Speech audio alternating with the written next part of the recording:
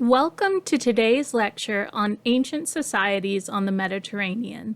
Long before the rise of classical Greece and Rome, the shores and islands of the Mediterranean were home to remarkable civilizations that shaped the course of history. Among these were the Hittites, the Phoenicians, and the Minoans, three cultures whose innovations, trade networks, and artistic achievements left an enduring legacy across the ancient world. In this lecture, we'll explore the Hittites, masters of Anatolia and formidable rivals of Egypt, known for their advanced use of iron and their influential legal codes.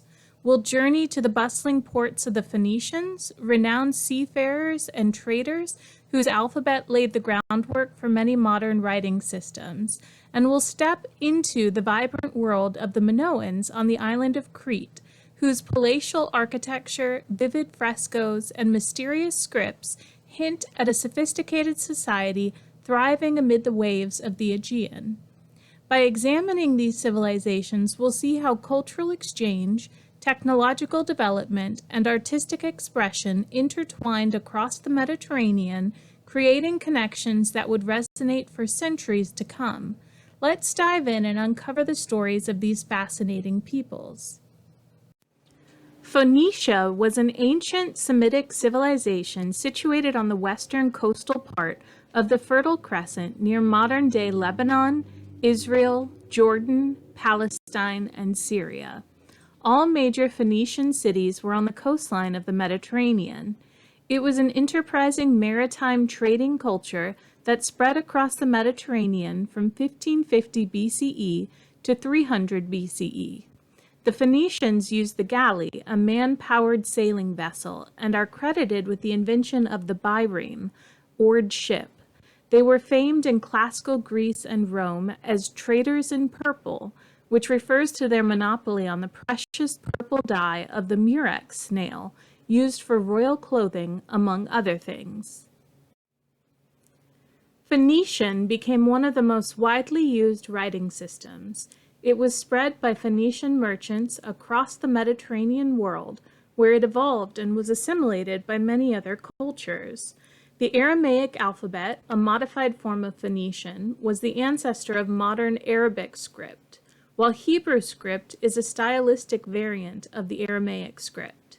The Greek alphabet, and by extension its descendants such as the Latin, the Cyrillic, and the Coptic, was a direct successor of Phoenician, though certain letter values were changed to represent vowels.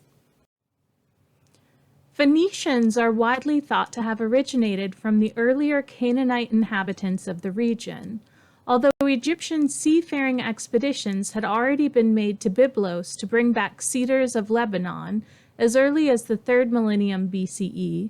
Continuous contact only occurred in the Egyptian New Empire period.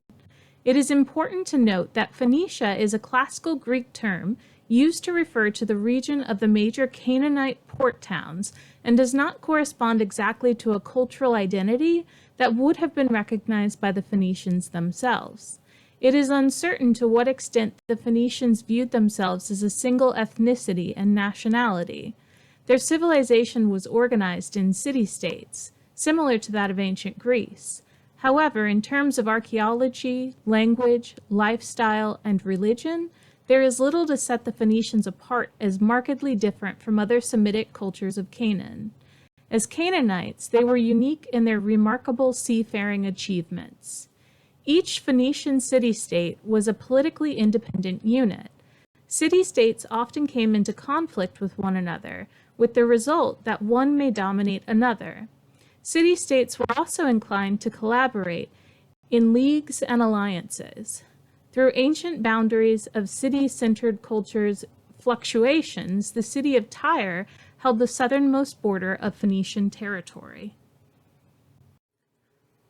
The governments of such Phoenician cities as Tyre, Sidon, and Byblos were led by hereditary monarchs throughout their history. Those individual cities typically acted autonomously from each other and occasionally formed mutual alliances. The absolute power of the Phoenician king, even if they had at their disposal a council of elders for consultation, is attested by various ancient sources, including the Hebrew prophets of the Old Testament. Below the king, matters of government were also carried out by a priestly class and those elite households who controlled the international trade upon which Phoenicia so prospered. Phoenician kings did not commemorate their reigns or achievements in art and inscriptions as in other cultures, and so information is often scarce, not only on the machinery of government, but even such basics as who ruled when. We do know from certain tomb inscriptions and scattered sources from other contemporary cultures that the monarchies of the Phoenician cities were absolute in their power until the 7th century BCE.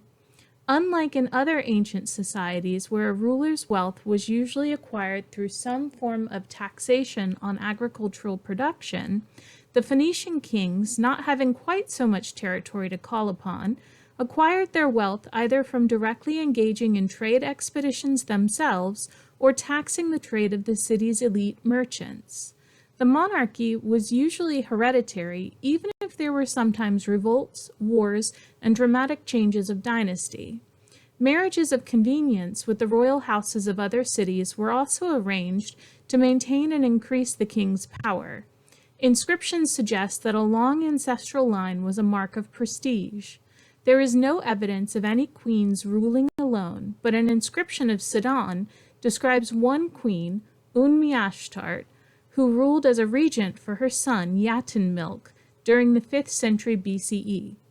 There is one other strong female leader mentioned in the sources, the semi-mythical figure of Dido, sister of Pygmalion, the king of Tyre.